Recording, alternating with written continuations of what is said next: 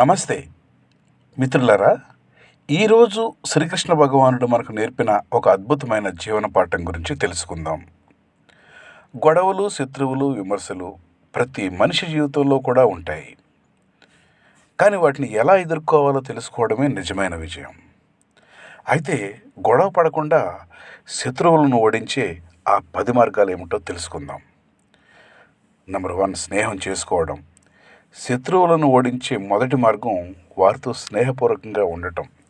మన ప్రవర్తన, మన మాటలు మంచిగా ఉంటే చాలామంది శత్రువులు స్నేహితులుగా మారిపోతారు.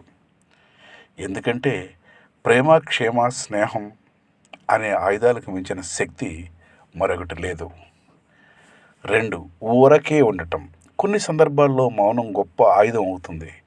ప్రతి విమర్శకు, ప్రతి గొడవకు సమాధానం చెప్పాల్సిన అవసరం లేదు. ఎదుటివారి కోపానికి మనం స్పందించకపోతే ఆ కోపం కొంతకాలానికి చల్లారిపోతుంది. మౌనం అంటే బలహీనత కాదు, అది ఆత్మ నియంత్రణకు ప్రతీక. 3, హద్దులు నియమించుకోవడం. మన జీవితంలో ప్రతి ఒక్కరికి కొన్ని హద్దులు ఉండాలి.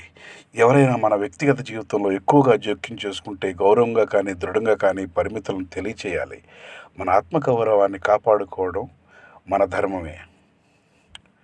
4, పని ద్వారా సమాధానం చెప్పడం. మాటలతో కాకుండా మన విజయాలతో సమాధానం ఇవ్వడం ఉత్తమం. మన గురించి చెడుగా మాట్లాడే వారికి వాదనలతో కాకుండా మన కృషితో, మన సాధనతో సమాధానం చెప్పాలి. విజయం కంటే గొప్ప ప్రతీకారం మరొకటి లేదు. అహంకారాన్ని దూరం పెట్టడం 5వది. అహంకారం అనేది ప్రతి సంబంధాన్ని నాశనం చేసే విషం. వినయం ఉన్న వారికి శత్రువులు తక్కువగా ఉంటారు. మనకు ఎంత జ్ఞానం, ఎంత సంపద ఉన్నా వినయంతో ఉండటం నిజమైన గొప్పతనం. ఇక 6, భావోద్వేగాలను నియంత్రించడం. కోపం వచ్చినప్పుడు తీసుకున్న నిర్ణయాలు చాలాసార్లు తప్పుగా మారుతాయి.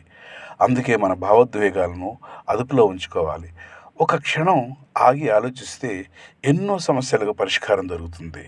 శ్రీకృష్ణుడు కూడా గీతలో మనసును నియంత్రించుకోవాలని ఉపదేశించారు. 7, దూరంగా ఉండటం. కొన్ని వ్యక్తుల నుండి దూరంగా ఉండటం కూడా ఒక విజయం. వారితో వాదించటం కంటే ప్రశాంతంగా దూరంగా ఉండటం మన మానసిక శాంతిని కాపాడుతుంది. ప్రతి యుద్ధంలో పాల్గొనడం అవసరం లేదు. ఎక్కడ వెనక్కి తగ్గాలో తెలుసుకోవడం కూడా జ్ఞానమే. 8, ధర్మం పాటించడం. ధర్మాన్ని పాటించే వ్యక్తిని చివరికి విజయమే వరిస్తుంది. ఎన్ని కష్టాలు వచ్చినా నిజాయితీని విడిచిపెట్టకూడదు. ధర్మం అనేది మనకు రక్షణ కవచంలో పనిచేస్తుంది. మహాభారతంలో కూడా ధర్మం చివరికి విజయం సాధించింది. 9, సహనాన్ని పెంపొందించుకోవడం. సహనం అనేది గొప్ప శక్తి. చిన్న చిన్న విషయాలకు ఆవేశపడకుండా ఓర్పుతో వ్యవహరించడం వల్ల ఎన్నో సమస్యలు పరిష్కారం అవుతాయి. సహనం ఉన్నవాడు జీవితంలో ఎన్నో విజయాలు సాధిస్తాడు. 10, మనసును శాంతిగా ఉంచుకోవటం. చివరిగా మనసును ప్రశాంతంగా ఉంచుకోవడం అత్యంత ముఖ్యమైనది. ధ్యానం, ప్రార్థన, మంచి ఆలోచనలు మనలో సానుకూలతను పెంపొందిస్తాయి. మనసును ప్రశాంతంగా ఉంచుకుంటే ఎలాంటి శత్రువునైనా జయించగలం.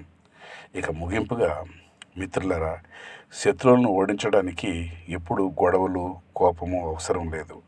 ప్రేమ, సహనం, ధర్మం, వినయం, మౌనం వంటి గొప్ప విలువలతో కూడా విజయం సాధించవచ్చు. ఈ 10 మార్గాలను జీవితంలో అమలు చేసి ప్రశాంతమైన జీవితం గడపడం ఉత్తమం. ఈ వీడియో మీకు నచ్చితే లైక్ చేయండి, షేర్ చేయండి, మా ఛానల్ను సబ్స్క్రైబ్ చేయండి. మర్చిపోవద్దు. జై శ్రీకృష్ణ. నమస్తే.